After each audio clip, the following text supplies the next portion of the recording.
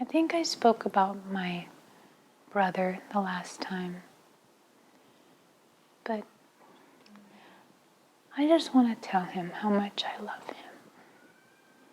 He's my only brother, and I feel like I was such a bad sister. I don't know if it was our environment, what I was used to feeling and seeing and hearing, but I just want to tell him how much I love him. And again, my regrets for not having better relationships. Biggest regrets in life. It's not about money or things that you may have lost. It's about relationships that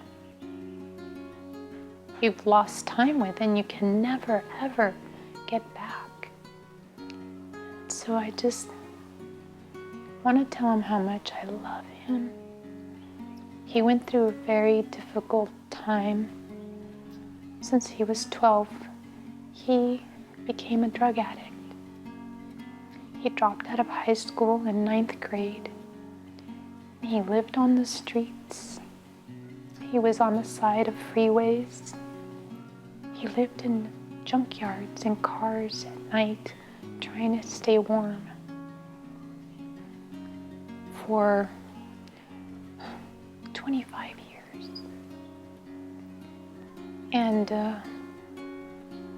I never thought that he would be able to get out of this vicious cycle.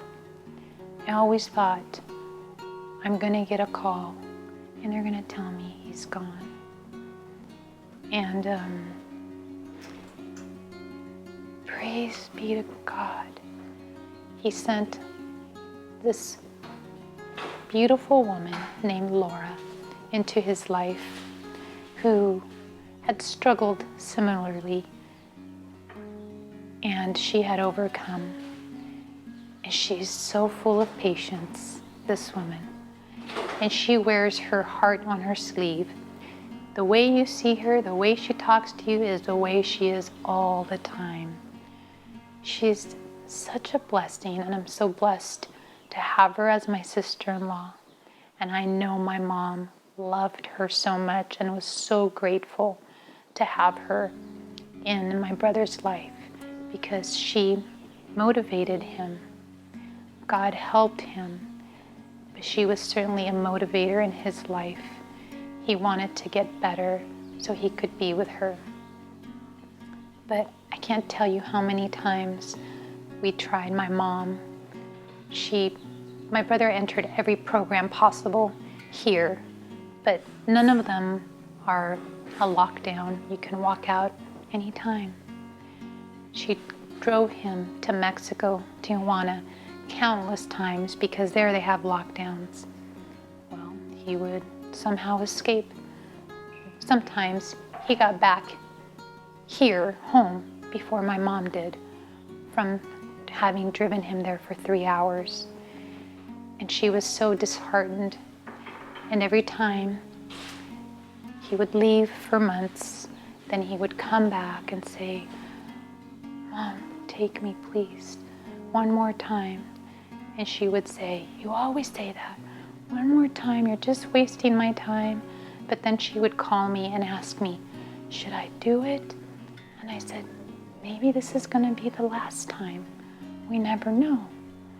And so she would, every time she would take him. Until finally, it was the last time. And he stayed there for 6 months. And then he came home and he wanted to marry Laura. But she said, not until you're clean for 2 years. And so he honored that. He stayed clean for 2 years. And during that time, my mom was here and she was close to death. They were going to have a wedding at the end of July, but the nurse said, if you want your mom to see it, you have to bump it up. So we decided to have it here in our home. And we had a wedding right here in the backyard. It was a Sunday, July 10th. And they had a ceremony outside, But then a few people went inside, and my brother and Laura stood on each side of her bed. And the pastor performed a very brief ceremony, and she looked at them both. She just closed her eyes once and looked at them, and we knew that she was happy, that this is what she had been waiting for, because she knew he had been clean for 2 years, and he was married to a wonderful woman, and 3 days later she passed away. And it's so precious. And that day, when my brother got married, he went in the room with her. It was just he and her, and he got dressed and he put on his tuxedo, and she spoke the last words that she ever did, and she told him in Spanish, "Guapo," means handsome.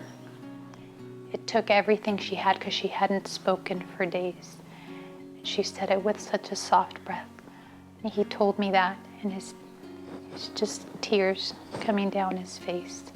And he sat with her for about an hour before he came out. So that was very special. He's very special to me. I'm so proud of him today. He's constantly calling me, "How are you feeling? How are you doing?"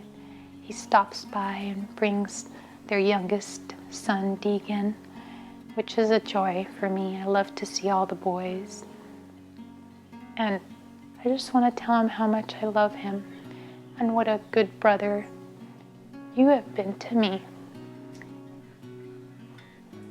I just can't tell you enough how special you are. And I'll always love you, and I always wish that we could have been closer, but I'm glad for what God has given us today. And I want you to stay close to God and teach your kids about God. And I want you to have lots of grace and mercy with your wife. She loves you so much. And I love you all.